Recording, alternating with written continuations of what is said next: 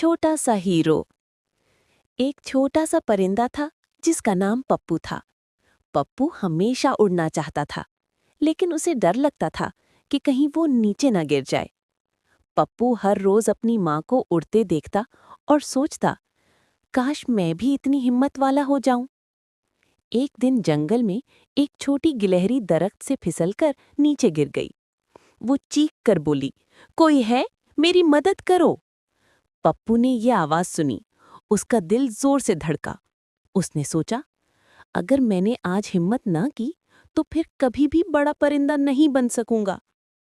पप्पू ने अपने पर जोर से हिलाए और पहली बार आहिस्ता आहिस्ता हवा में उड़ने लगा।